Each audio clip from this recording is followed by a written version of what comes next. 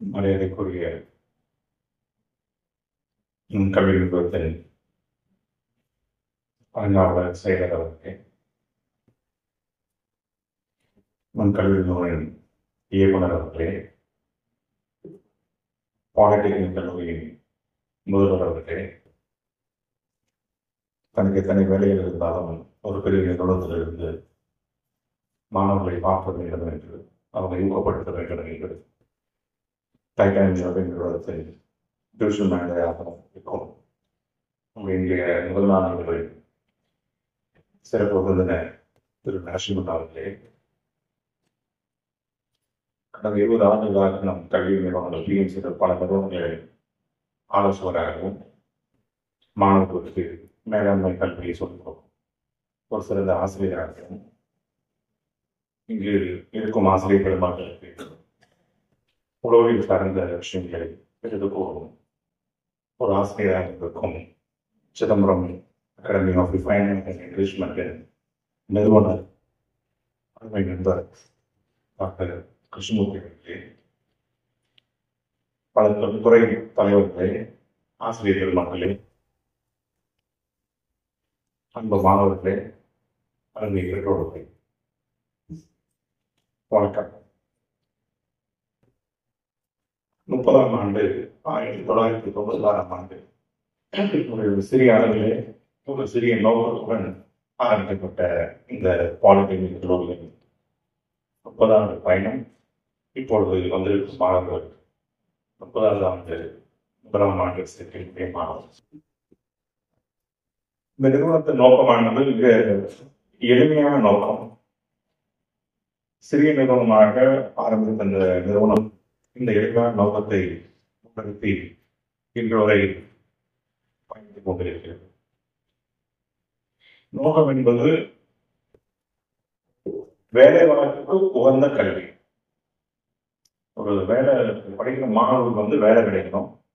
அது என்ன பிரிவு படித்தாலும் பரவாயில்ல, மெக்கானிக்கல் படித்தாலும் பரவாயில்ல, சிவில், எலக்ட்ரிக்கல், எத்தனை துறைகளில் படித்தாலும் படிக்கிற மாணவர்களுக்கு வேலை கிடைக்கணும் என்பது ஒரு நோக்கம், ஒற்றை நோக்கம். நம்ம வேலை கிடைக்கணும், வேலை கிடைக்கிற மாதிரி ஒரு கல்வியை கற்பிக்கணும் அப்படின்னா என்னென்ன விஷயங்கள் பண்ணணும் அப்படிங்கிறது தான் இங்க எல்லாம் பண்ணியிருக்கேன். அன்று ஒரு ஒருங்கிணைந்த தருமபுரி மாவட்டம் மிகவும் பின்தங்கிய மாவட்டம். அன்று மாணவர்களுடைய சேர்க்கை, உயர்கல்வி சேர்க்கை என்பது மிகவும் குறைந்ததாக இருந்தது. நம்முடைய நாடுகளுக்கு பார்த்தோம்னாக்க ஜிஆர்னு சொல்லுவோம், கிராஸ் என்ரோல்மெண்ட் ரேஷியோ. நாட்டில் காஷ்மீர்லேருந்து கன்னியாகுமரி வரைக்கும் ஒரு வார்த்தை சொல்லுவாங்க, ஜிஇஆர். ஜிஆர் அப்படின்னா கிராஸ் என்ரோல்மெண்ட் ரேஷியோ, சேர்க்கை சதவீதம். எதுல சேர்க்கை சதவீதம்? 10th முடிச்சுட்டு மேல படிப்புக்கு போறது, +2 முடிச்சுட்டு மேல படிக்குது. இது எத்தனை பேர் நம்ம நாட்டில் இருக்காங்க அப்படின்னு பார்த்தோம்னா, நம்ம இந்திய நாட்டில் இருந்த மாணவர்கள் தொகைகள் எண்ணிக்கையில 100 பேர் படிச்சாங்கன்னா 30 பேர்கள் மேல படிக்கிறாங்க. +2 முடிச்சுட்டு 10th முடிச்சுட்டு மேல படிக்கிறவங்க 30 பேர். அது படிப்படியாக வளர்ந்து இப்போ 35% இருக்கு. கூகுள் பண்ணி பார்க்கலாம்.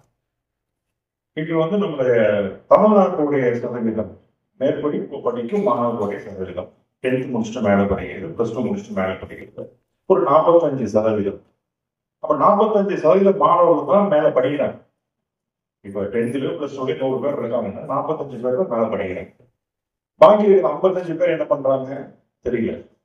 ஒண்ணு விவசாயத்துக்கு போவாங்க, கால்நடை வளர்ப்பாங்க, இல்ல குடும்ப தொழில் செய்வாங்க, வறுமையினால கூலிக்கு போவாங்க, வேலைக்கு போவாங்க. இந்த மாதிரியான ஒரு சந்தர்ப்பத்தில் இருக்கிற சூழ்நிலை, இந்த மாதிரியான ஒரு நிலைமை இருக்கும் பட்சத்துல நீங்க மாணவர்கள் மேற்படிப்பதற்கு இந்த அளவுக்கு வெளியே வந்திருக்கிறதுக்கு நிறுவனத்துக்கு சார்பாக எங்களுடைய வாழ்வுகளை, பெற்றோர்களுக்கும் எங்களுடைய வாழ்வுகளை.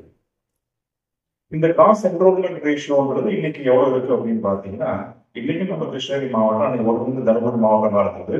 இப்ப தருமபுரி பக்கம்லாம் நல்லா வளர்ந்துருச்சு.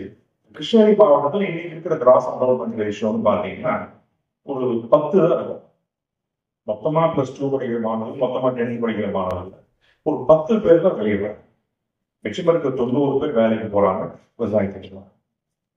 அப்ப இந்த நிறுவனத்துடைய நோக்கம், எளிய நோக்கம், மாணவர்களுக்கு நல்ல ஒரு கல்வியை கற்பிக்க. அந்த எளிய நோக்கமானது ஒரு வேலை வாய்ப்பு சார்ந்த கல்வியை கற்பிக்கிறது. பிஎன்சி காலேஜில் படிக்க அவங்க வந்து உடனே பிளேஸ்மெண்ட் ஆகும். இது 90 விஷயம். இது முழுவதும் யாருன்னா இருக்கிற பேராசிரியர்கள் எல்லாம் பாருங்க, சீரியலா இருப்பாங்க. 25 வருஷம் 30 வருஷம் அனுபவமான பேராசிரியர்கள், இவங்க துறை தலைவர்கள், இவங்களுக்கு ஆசிரியர்கள், இவங்களுடைய ஒத்துழைப்பு தான் இந்த மாணவர்கள் மென்மேலும் படிச்சு ஒரு நல்ல ஒரு வேலைக்கு போறதுக்கான ஒரு வாய்ப்பை பண்ணி கொடுத்த ஆசிரியர்கள். இந்த மாதிரி வாய்ப்பு பண்றதுக்கு நம்ம நிறுவனம் வந்து தேவையான வசதிகள் செஞ்சிருக்காங்க. ஒரு இன்ஃப்ராஸ்ட்ரக்சர் இருக்கும், லேப்ஸ் இருக்கும், ஒர்க் ஷாப் இருக்கும். அந்த நிறுவனத்துடைய நோக்கம் வந்து வேலை வாய்ப்புக்கு உகந்த மாணவர்களை தயார் செய்யுது. அப்ப வேலை வாய்ப்புக்கு உகந்த மாணவர் தயார் செய்யணும்னா என்ன வேணும்? நல்ல ஒரு கல்வி வேணும். அது அந்த டிசிப்ளின்ல கம்ப்யூட்டர் படிக்கணும், கம்ப்யூட்டர் கல்வி வேணும். கல்வி படிக்கணும், ஒரு கல்வி வேணும். அந்த கல்வியை போதிக்கிறாங்க. ரெண்டாவது, அந்த மாணவனை முழு மனிதனாக மாற்றுவதில் நாங்கள் நிறைய பேசுகிறோம். ஒண்ணு கல்வி. இந்த கல்வி என்ன கல்வி? அரசு சொன்ன கல்வி, தொழிற்சாலைகளை எதிர்பார்க்கிற கல்வி.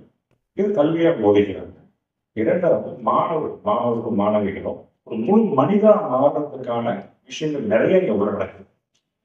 இது மாணவர்களுக்கு அறியாம அவங்க கூட புகுத்தப்பட்டது. இப்போ யோகா எடுக்கிறாங்க, மெடிடேஷன் எடுக்கிறாங்க, நிறைய அறிஞர்கள் வந்து பேசுறாங்க, நிறைய சமுதாய ப்ரோக்ராம் போறாங்க, மாணவர்கள் போறாங்க, நிறைய பேச்சு கேட்கறாங்க, நிறைய ஆக்டிவிட்டிஸ் பண்றாங்க. இதெல்லாம் அவங்களுக்கு தெரியாமலேயே அவங்களை உருவாக்குற ஒரு பயிற்சி பிஎன்சி. ஒண்ணு தரமான கல்வி, வேலைவாய்ப்பு உகந்த கல்வி. இன்னைக்கு இருக்கிற காலத்துக்கு என்ன கல்வி வேணுமோ அந்த கல்வி கொடுக்கப்படும். 96 பேசுறது, 96 நடத்துறது இன்னைக்கு நடத்த முடியாது. கிளாஸ் இன்னைக்கு டெக்னாலஜி மாறிடுச்சு, இன்னைக்கு இண்டஸ்ட்ரி மாறிடுச்சு. அது முந்த கல்வி தான் நம்ம கொடுக்க முடியும். பிரின்சிபல் ஐயா சொன்னாங்க, இது வந்து தரசான்றிதழ் போட்டிருக்காங்க. தரசான்றிதழ் கிருஷ்ணகிரியில வாங்க, தருமபுரியில வாங்க.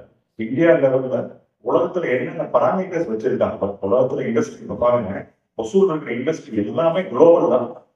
இப்படி நீங்க டைட்டன் எடுத்துக்கோங்க, ஐயாவுடைய டைட்டன் எடுத்துக்கோங்க, டிவிஎஸ் மோட்டார் கம்பெனி எடுத்துக்கோங்க, அசோக் லேலண்ட் எடுத்துக்கோங்க, எந்த கம்பெனி கேட்டபர் எடுத்துக்கோங்க, எல்லாமே உலகத்துல இருந்து இங்க வந்துருக்காங்க.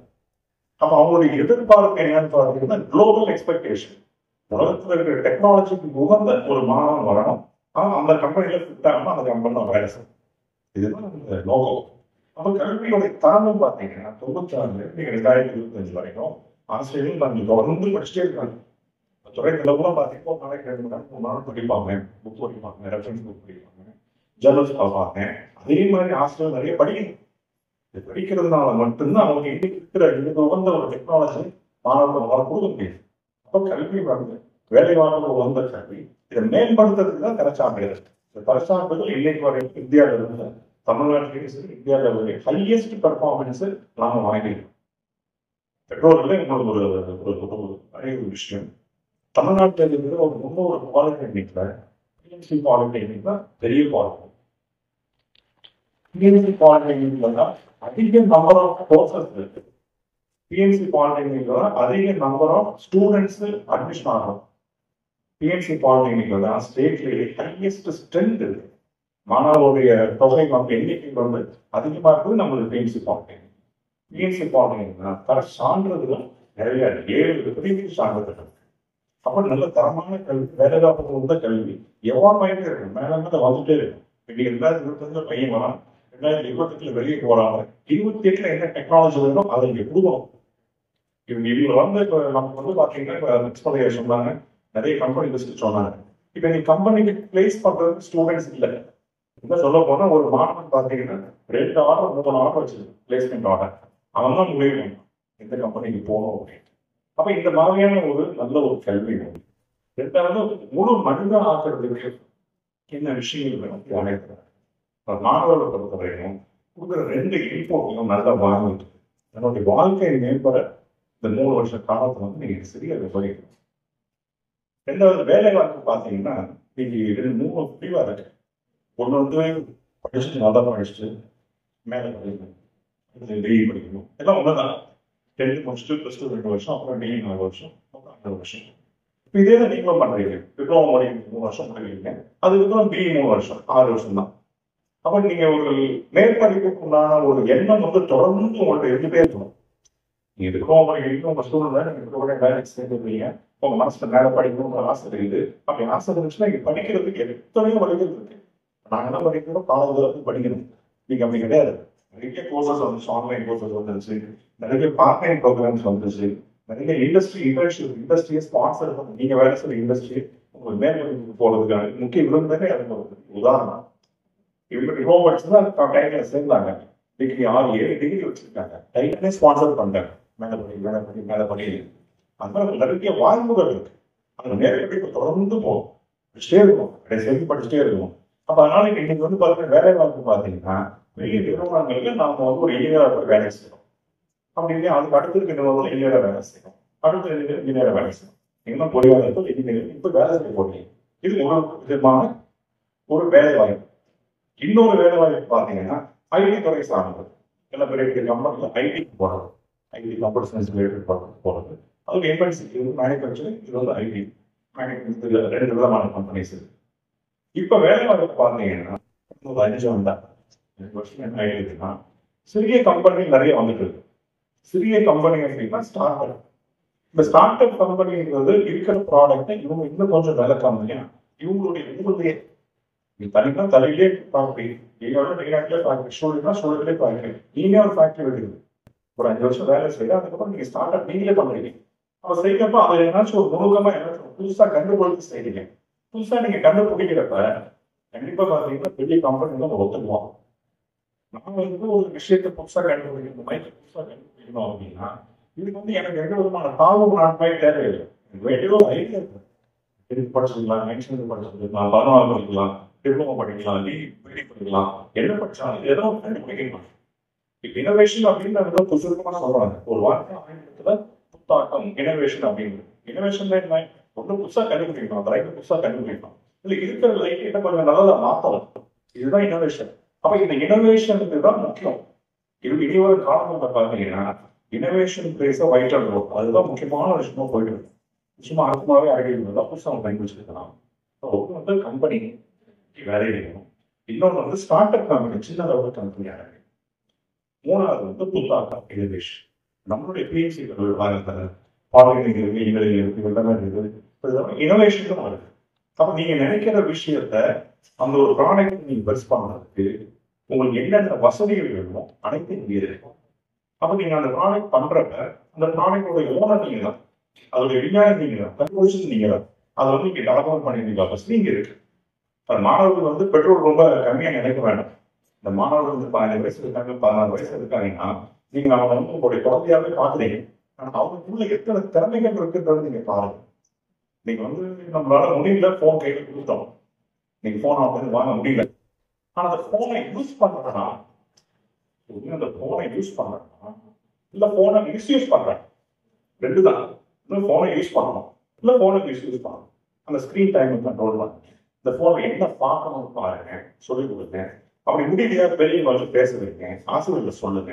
கொஞ்சம் கொஞ்சமா மென்டர் பண்ணலாம். மைண்ட் மென்டர் பண்ணி போன் எப்படி யூஸ் பண்ணலாம். ஜப்பான்காரன் போன் கண்டுபிடிச்சான், ஆனா அவன் கையில போன் இல்லை. அவன் போன் வந்து காலையில் ஈவினிங் போவான், ஒரு 2 மணி நேரம் போன் பார்ப்போம், 1 மணி நேரம் போன் பார்ப்போம், போன் வச்சு வந்து போவோம். வேலைக்கு போறப்ப ஜப்பான்ல யாரும் போனை கொண்டு போறதே கிடையாது. அவன் ட்ரெயின்ல போறான், பஸ்ல போறான், நடந்து போறான், சைக்கிள்ல போறான், போன் கொண்டு போக மாட்டான். அவன் நேரம் வேலைக்கு போவான், வேலையை முடிச்சுப்பான். சாயந்தரம் வந்து அதுக்குன்னு 1 ஹவர் டைம் வச்சிருப்பான். அவன் தூங்குறதுக்கு 8 மணி நேரம், சாப்பிட்றது 1 மணி வச்சிருப்பாங்க. போனுக்கு டைம் வச்சிருப்பான், போன் கையில் வச்சிருப்பான். இங்க பாருங்க, காலையில் எழுந்திரிச்சதுல ராத்திரி வரைக்கும் குளிக்கிறப்ப கூட போன் வச்சிருப்பாங்க. குளிக்கிறப்ப போன் என்ன கேட்கிறேன். அந்த ஸ்கிரீன் டைம், அந்த ஸ்கிரீன் டைம் ரெஸ்ட்ரிக்ட் பண்ணா மட்டும்தான் நீங்க உங்களால திங்க் பண்ண முடியும். Thinking process. அதனால மாணவர்களுக்கு நிறைய திறமைகள் இருக்கு. பெற்றோர்கள் அவரை வழிபடுத்தணும். லெஃப்ட் தான் போகணும், ரைட்ல போகக்கூடாது, மெல்ல தான் போகணும், ஸ்பீடா போகக்கூடாது. இது மாதிரி விஷயங்களை வந்து நீங்க வந்து கடிந்து சொல்றதை விட கொஞ்சம் அன்பா பேசி நீங்க சொல்லணும். அந்த மாணவர்களுக்கு எந்த உகந்த வேலை வாய்ப்பு, உகந்த உலக தரம் வாய்ந்த கல்வி பிஎம்சி கல்லூரியில் உண்டு. 2வது வேலை வாய்ப்புக்கு உண்டான எல்லா ஸ்கில்லையும் இவ்வளவு சொல்லி கொடுத்துறாங்க. மாணவர்களை மொத்தமான ஒரு மனித வார்த்தைகளாக தான் இந்த பிஎஸ்சி கல்வி இப்படி ஒரு மக்கள் செல்வாங்க. அடுத்து புத்தாக்கம், இனோவேஷன். இந்த 3 விஷயங்களும் இங்க தொடர்ந்து சொல்லிக் கொடுப்பாங்க. இதை மாணவர்கள் வந்து சரியா உபயோகிச்சுக்கிட்டு தங்களுடைய மைண்டை கண்ட்ரோல் பண்ணிக்க நாம வளரணும்.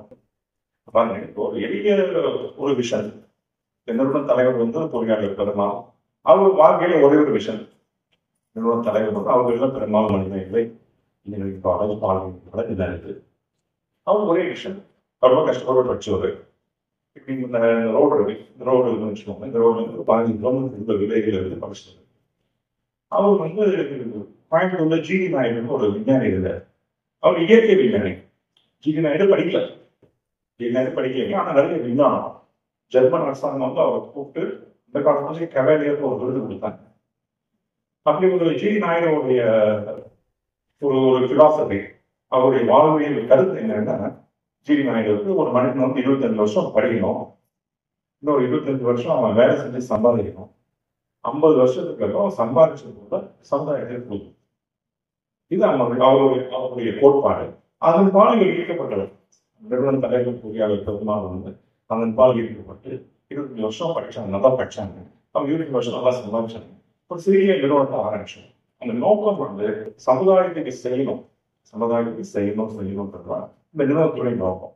இங்க இருக்கிற கடைநிலை ஊழியர்கள், ஆசிரியர் பெருமக்கள் இருந்து, துறை தலைவர்கள் இருந்து, முதல்வர்கள் இருந்து, உங்களோட நிர்வாகம் எல்லாருக்கும் ஒரே ஒரு எண்ணம், சமுதாயத்தை செய்யணும். அந்த நோக்கத்துல தான் இந்த நிறுவனம் இன்று 6000 மாணவர்களை கடந்து இந்த வருடம் வந்து 6500 மாணவர்கள் ஆக போறாங்க. சில ஒரு 400 பேராசிரியர் இருக்காங்க, 200 ஊழியர்கள், 72 பஸ் இந்த பிரதேசம் பூரா போகுது. இந்த வருஷம் 25 பஸ் வருது. சில 100 பஸ் இந்த வருஷம் போக அப்படின்னா இது எல்லாம் பணம் கிடையாது, எதுலையுமே வந்து லாபம் கிடையாது. என்ன ஒன்னே ஒண்ணுதான், சமுதாயத்துக்கு செய்யணும், மக்களுக்கு கல்வி கொடுக்கணும். இந்த ஒரு எண்ணம் வந்திருக்கு. இதுல இன்க்ளூசிவ்னஸ் சொல்லுவாங்க, ஆங்கில தான் சொல்லிடுவாங்க ஒரு வார்த்தை, இன்க்ளூசிவ்னஸ். நீங்க வந்து மக்களோட சமுதாயத்தை இப்போ உங்களோட பாத்தீங்கன்னாக்க 3 விதமா இருப்பீங்க. ஒண்ணு நீங்க ஒசூர் கார்பரேஷன் வந்திருப்பீங்க, அப்புறம் பக்கத்துல கிருஷ்ணகிரி முனிசிபாலிட்டி வந்திருப்பீங்க. வளர்ந்த பகுதி நகரங்கள், இன்னைக்கு நகரங்கள் ஒசூர் நகரம், கிருஷ்ணகிரி நகரம், தருமபுரி நகரம், அந்த மாதிரி. அதுக்கு அடுத்த ஊர் பாத்தீங்கன்னா ராயபுரம் இருக்கு, சூழல் இருக்கு, தலை இருக்கு, வேப்பனப்பள்ளி இருக்கு. இந்த மாதிரி ஊர்கள் அது கொஞ்சம் கீழே இருக்கும், விவசாயம் ஜாஸ்தி இருக்கு. இவங்க நகரங்கள்லாம் வியாபாரம் பண்ணுவாங்க, கம்பெனிக்கு வேலைக்கு போவாங்க. இந்த சின்ன ஊர்ல இருக்கிறவங்க விவசாயம் பண்ணுவாங்க, பிசினஸ் பண்ணுவாங்க, அவங்க எல்லா விஷயமும் தெரியும் கூட. ஆனா அந்த ஊர்ல இருந்து 20 கிலோமீட்டர் 30 கிலோமீட்டர் உள்ள போனீங்கன்னா அங்கதான் நீங்க பார்க்கணும், அந்த இருட்டு பார்க்கணும். இப்ப நீங்க தனி வரைக்கும் போயிருக்கீங்க, தனிக்கு அடுத்து சவதனை போகணும், தெரியக்க வரைக்கும் போயிருக்கீங்க, அடுத்து அஞ்சலி போகணும், அடுத்து உபயோகம் போகணும், வெகுவாகம் போகணும், கட்பஜி போகணும், குறையில போகணும், மண்ணம் போகணும், எரியும். நம்ம அங்க போனது இல்லை. நாம நம்மளுடைய ஊரு, நம்மளுடைய இது, நம்மளுடைய போனோம், இதே தான் நம்ம டைம் சரியா வருது. அந்த நிறுவனத்தினுடைய கொள்கை வந்து மக்களை அரவணைச்சு மக்களை மேம்படுத்துறதுனால பிஎன்சி கல்லூரி வந்து சின்ன வேலை செய்யும். மொத்தமாக 2000 சீட் அட்மிஷன் போடுறதுனால ஒரு 100 சீட் 120 சீட் வந்து ஜவஹர்லால் 30 பேர், அஞ்சலி தாண்டி அந்த பக்கம் கேள்வியிலிருந்து 30 பேர், அது நம்ம வேப்பனப்பள்ளி இருந்து ஒரு 30 பேர் கூப்பிட்டு படிக்க வைக்கும். அவங்களும் யார் அப்படின்னு கேட்டா, இப்ப இந்த மக்கள் வந்து ரொம்ப பின்தங்கிய மக்கள். நகரங்கள் இருக்கு, மாநகராட்சி இருக்கு, அடுத்து சிறிய ஊர்கள் இருக்கு, டவுன் பஞ்சாயத்து இருக்கு, அடுத்து வில்லேஜ் இருக்கு. வில்லேஜையும் தாண்டி இருக்க மாணவர்கள் கொஞ்சம் கூட இருக்கிறாங்க. எல்லா விதமான மாணவர்களும் இருக்கிறாங்க. வசதி படிச்சவங்களும் இருக்கிறாங்க, நல்ல கம்பெனில வேலை செய்ய அவங்களுடைய குழந்தைங்க இருக்கிறாங்க, விவசாய குடும்பமும் இருக்காங்க, ரொம்ப பின்தங்கிய மாணவர்கள் இருக்காங்க. அந்த பின்தங்கிய மாணவர்களை நாங்க யாருன்னு சொல்றோம்னா, அவன் வந்து பாத்தீங்கன்னா உங்களுக்கு நம்மள மாதிரி டவுன் மாதிரி வளர்த்துக்கு இந்த 3 தலைமுறை. இப்ப நம்மளுடைய தாத்தா அப்படிங்கிறது ரொம்ப பின்தங்கி இருந்தாரு, அந்த மாதிரி அந்த மாணவன் எங்க இருப்பாங்க. இந்த பிஎன்சி கல்லூரிய ஆன்மா எங்க இருக்கு அப்படின்னா, இந்த நிலத்துல இல்ல, இந்த வீடுல இல்ல, ஆசிரியர் பெருமக்கள் இல்ல, இருக்கிற இன்ஃப்ராஸ்ட்ரக்சர் இல்ல. இந்த கல்லூரிய ஆன்மா அந்த ஏழைகள் உள்ளது. அந்த ஏழைகளுடைய மேம்பாட்டுதான் இந்த நிறுவனம். மாணவர்களை வந்து சேர்ந்து உங்களுடைய பெற்றோர்களுக்கு நிர்வாகத்தை சார்பாக நன்றி தெரிவித்துக் கொள்கிறோம். பிஎன்சி கல்லூரியை பொறுத்த வரைக்கும் வேலை வாய்ப்பு பிளேஸ்மெண்ட்ஸ் அப்படிங்கிறது இது எங்களுடைய ரெஸ்பான்சிபிலிட்டி கிடையாது, எங்களுடைய பொறுப்பு கிடையாது. உங்களுடைய வேலை வாய்ப்பு என்பது எங்களுடைய மாரல் ரெஸ்பான்சிபிலிட்டி கிடையாது, எங்களுடைய தார்மீக பொறுப்பும் கிடையாது. நாங்கள் படிக்கிற மாணவர்களுடைய வேலை வாய்ப்பு திறன், வேலை வாய்ப்பு என்பது பிஎம்சிகளுடைய தர்மம். இது எதுக்கும் நாங்கள் காவலர்கள் போலீஸ் வாய்ப்புகளை நன்றி நன்றி. இதை சார்ந்த நன்றியை கொண்டு